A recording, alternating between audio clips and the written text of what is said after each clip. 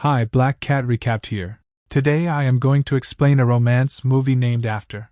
This love story starts with a girl named Tessa on her first day at a new college far from home.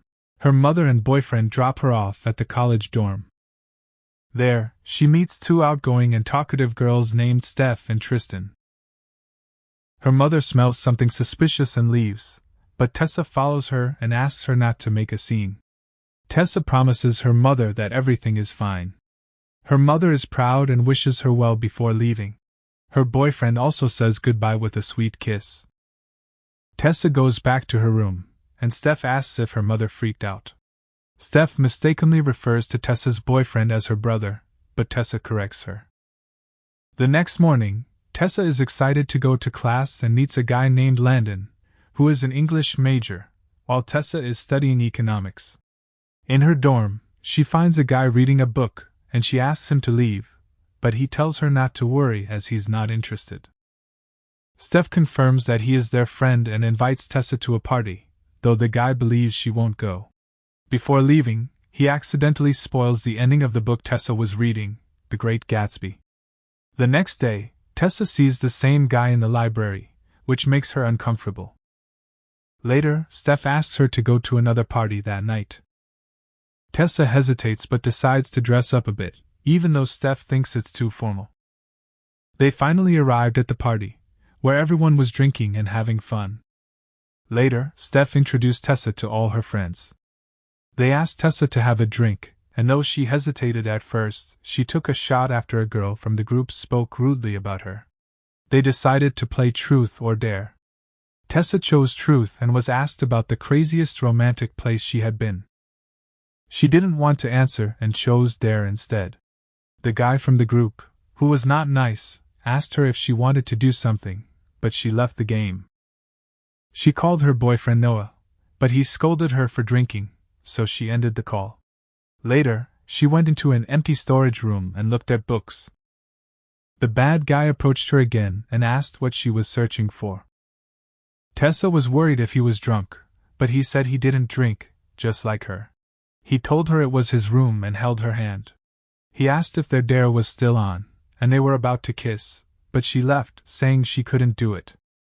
On her way back to her room, Noah sent her texts, and they talked before going to bed. The next day, she joined a class and found the same guy, Landon, and sat with him. It turned out the guy from the party was also new, named Hardin Scott. During the class discussion about a romance book, Hardin expressed his belief that love is just a transaction and people are wired to desire certain traits that can be turned on and off. Tessa disagreed, mentioning that in the past, women rejected men who treated them poorly, which was amazing. After the class, Hardin approached her and said he found their discussion exciting before leaving. She complained to Landon about Hardin's arrogance, and was surprised to learn they are related. Hardin's mother is dating Landon's father, and they barely tolerate each other. Later, Steph was getting a tattoo and asked Tessa to get one too. Tessa revealed that Noah was the only person she had ever dated, and her mother believed they would marry someday. Before going to bed, Tessa saw Steph having romantic moments with her girlfriend and looked away. The next day, while getting coffee, Hardin approached her. He wanted to start over and be friends since they both knew Steph. Hardin wanted to show her a place, but she wanted to keep her distance. She almost walked away but decided to go along with him. They drove a few miles away to a place that looked like a jungle.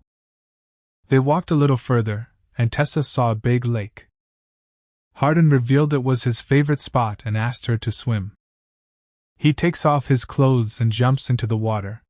He insists on getting her into the water and offers his t-shirt. He looks away while she wears it.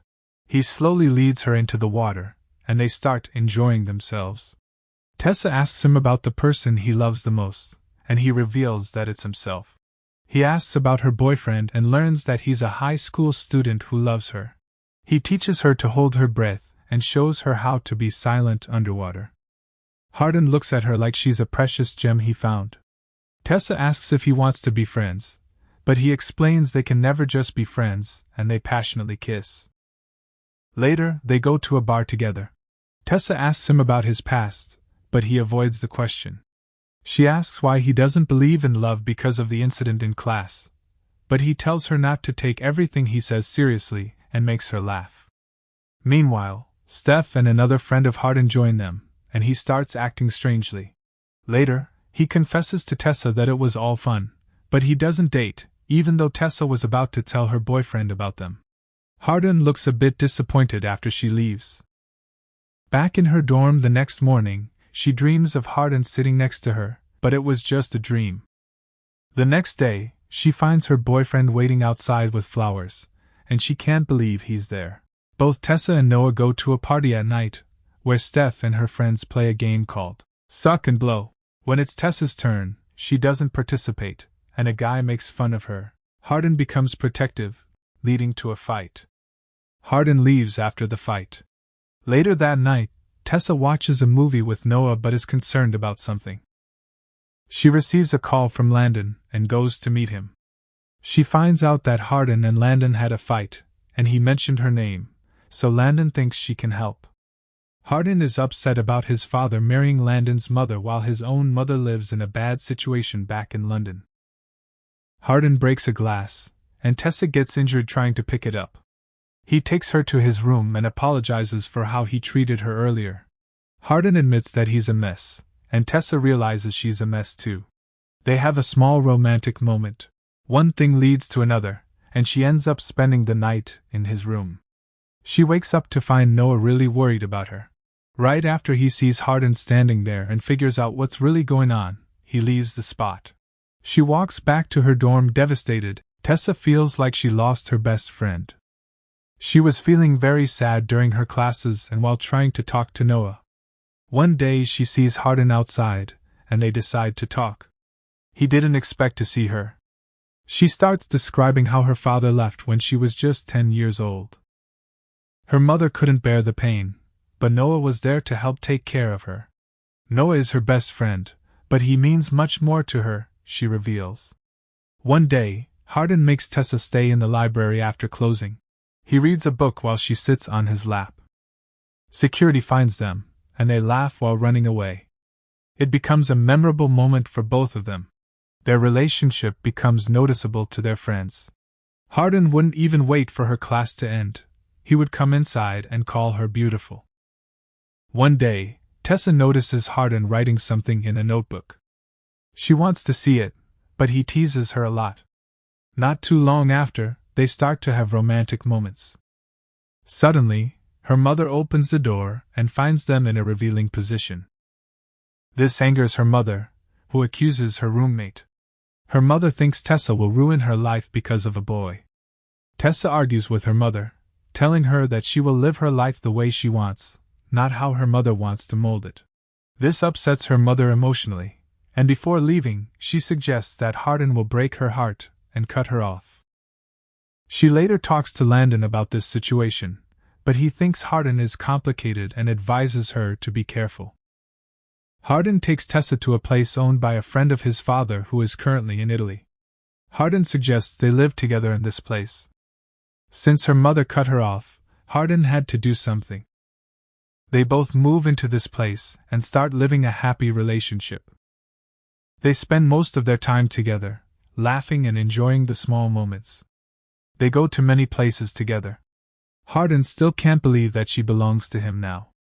He believes he doesn't deserve her, while Tessa believes nothing will change the way she feels about him. Later, they attend the wedding party of Hardin and Landon's parents. They meet Landon's mother, Karen, and father, who are pleased to meet Tessa. Seeing his father with another woman makes Hardin really upset, and Tessa tries to comfort him. Hardin's father gives a speech in front of everyone, praising Hardin, but he tells Tessa that this isn't the father he grew up with. He shares a scenario where his father got into trouble at a pub, and some bad guys later hurt his real mother when they sought revenge at their house. They start to dance and have a romantic moment together. One day, Tessa feels jealous looks from Molly and is asked about her boyfriend. Tessa doesn't reveal much about Hardin. Later, Molly sends a suspicious text on Hardin's phone, making Tessa anxious and wanting him to call. A friend tells Tessa to meet at Videodrome to discuss Hardin. She finds Jade in the car, who suggests he might be at Blind Bob's. There, she meets Steph and her friends and reveals that she had been living with Hardin off campus. Molly shows her a video of the Truth or Dare game where Hardin was dared to make Tessa fall in love with him and then turn it off. Tessa is shocked and heartbroken, but Hardin denies it, saying his feelings were true. Tessa leaves, feeling very lonely. Back at her house, she meets her mother, hugs her, and doesn't reveal what happened, but she apologizes. Tessa expresses her love for her mother and later meets Noah, who was wondering why she was there. She explains that she never wanted to hurt him, and they start to laugh together. Tessa goes back to the university and writes an email to change her major from economics to English.